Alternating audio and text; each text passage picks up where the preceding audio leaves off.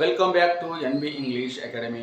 आज या व्हिडिओमध्ये आपण खऱ्या अर्थाने एक नवीन टॉपिक घेऊन आलो. तो टॉपिक म्हणजे खऱ्या अर्थाने मे बीचा उपयोग. तर चला मित्रांनो, मी प्राध्यापक बालय सर. आज आपण या ठिकाणी आजच्या व्हिडिओमध्ये वाक्यामध्ये मे बीचा उपयोग कसा करायचा आपण या ठिकाणी शिकू. हे पहा, वाक्यामध्ये मे बीचा उपयोग कसा करायचा आपण या ठिकाणी शिकतो आहे. मे बी म्हणजे काय? मे बी म्हणजे हा शब्द खऱ्या अर्थाने एखादी गोष्ट कदाचित शक्य असेल तर त्या ठिकाणी आपण हा शब्द वापरतो. कदाचित शक्य असेल, कदाचित मी शब्द बोलतोय, ओके. कदाचित शक्य असेल म्हणजे कसं होईल पहा, या वाक्यामध्ये मे बी कदाचित शक्यता दाखवण्याचं काम करतो. म्हणजे कसं होईल हे पहा, याच्यानंतर आपण खऱ्या अर्थाने क्रियापदांच्या चौथ्या रूपांचा वापर करतो. मग ऑब्जेक्ट, इकडे मात्र सब्जेक्ट असतो, ओके. अशा पद्धतीने या मे बीचा उपयोग आपण वाक्यामध्ये करत असतो. पहा, एक वाक्यरचना आपण या ठिकाणी घेऊ. I may B playing cricket. हे बघा, या ठिकाणी मी काय केलं, प्लेइंग क्रिकेट हा एक वाक्यरचना या ठिकाणी घेतलेला आहे. हे पहा, I may B playing cricket म्हणजे मी कदाचित क्रिकेट खेळत असेलही. बघा, मी कदाचित क्रिकेट खेळत असेलही असं या वाक्याचा अर्थ केला जातो. कुठल्याही वाक्यरचना घ्या, सब्जेक्टच्या नंतर मे बी आपण या ठिकाणी वापरतोय आणि याच्यानंतर क्रियापदांच्या चौथ्या रूपांचाच वापर आपण या ठिकाणी करतो आहे. मग आपण ऑब्जेक्ट इथे घेतलेलं आहे. कसं होईल, I may be play cricket, मी कदाचित क्रिकेट खेळत असेनही असं या ठिकाणी याचा अर्थ केला जातो. ओके, तर चला आपण नेक्स्ट. आता बघा, हे वाक्यरचना या ठिकाणी घेतलं, ओके. मग याचा प्रश्न कसं करायचं? प्रश्न करत असताना इथे मे बी हे दोन शब्द एकाच ठिकाणी दिलेले आहेत. मात्र प्रश्न कसं करायचे?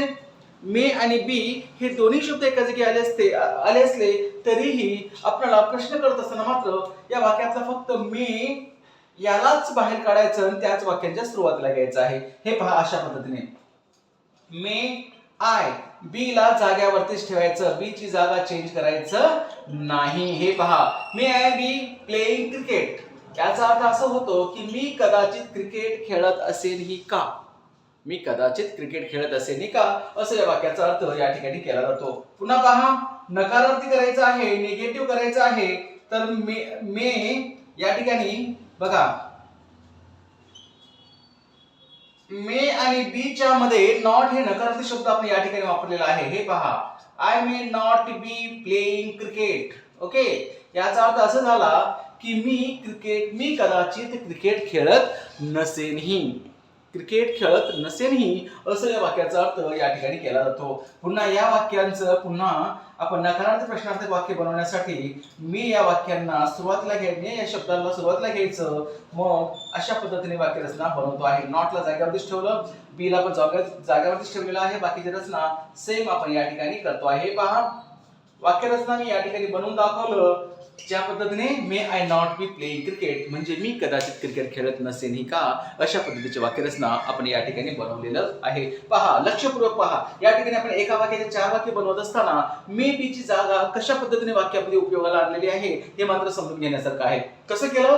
मे बी म्हणजे कदाचित शक्यता, या ठिकाणी यासाठीच आपण या ठिकाणी ही शब्दरचना या ठिकाणी प्रयोग केलेला आहे, उपयोगास आणलेला आहे. म्हणजे I may be play cricket, मी कदाचित क्रिकेट खेळत असेलही, अशा पद्धतीचा वाक्यरचना या ठिकाणी होऊ शकतं.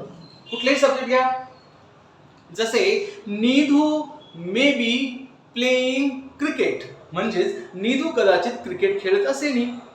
Nidhu may be writing a story म्हणजे निधू कदाचित कथा लिहित असेलही, असं या वाक्याचा अर्थ या ठिकाणी केला जातो. पहा, नैतिक मे बी आस्किंग क्वेश्चन्स म्हणजे नैतिक कदाचित प्रश्न विचारत असेलही, असं या वाक्याचा अर्थ केला जातो. ओके, तर चला पहा, या बोर्डाकडे पहा, एकदम साध्या सिंपल पद्धतीने आपण या ठिकाणी समजावलेलं आहे. फक्त मे बीचा उपयोग वाक्यात करत असताना कशा पद्धतीनं एका वाक्याची 4 वाक्यरचना आपण या ठिकाणी बनवलेलं आहे हे मात्र तुम्हाला या ठिकाणी समजून घ्यायचंय आणि अंडरस्टँड करायचं आहे. तर चला, एक वाक्य तुम्हाला मी या ठिकाणी देणार आहे, त्या वाक्याचे 4 प्रकार तुम्हाला करायचे आहेत आणि त्याचं मराठी अर्थही समजून सांगायचंय. तर चला, एक वाक्य तुम्हाला देतोय, त्याचं कमेंट बॉक्स मध्ये खाली तुम्हाला 4 वाक्यरचना करून मला सेंड करायचंय. हे पहा, निधू अँड नैतिक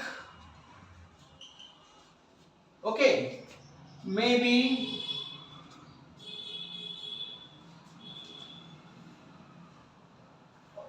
going टू स्कूल. हे बघा एवढंच वाक्य मी या ठिकाणी दिलेलं आहे. Neetu and Naitik may be going to school. एक वाक्य मी तुम्हाला आपल्या समोर या ठिकाणी लिहून दिलेलं आहे.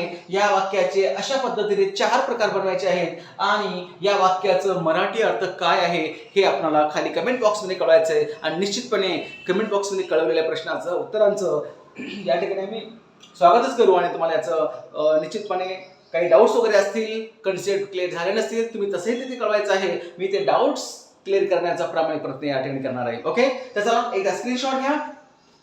Okay, good. आणि हा टॉपिक, छोटासा टॉपिक आपण या ठिकाणी साध्या पद्धतीने, सिंपल पद्धतीने समजावण्याचा प्रयत्न केलेला आहे.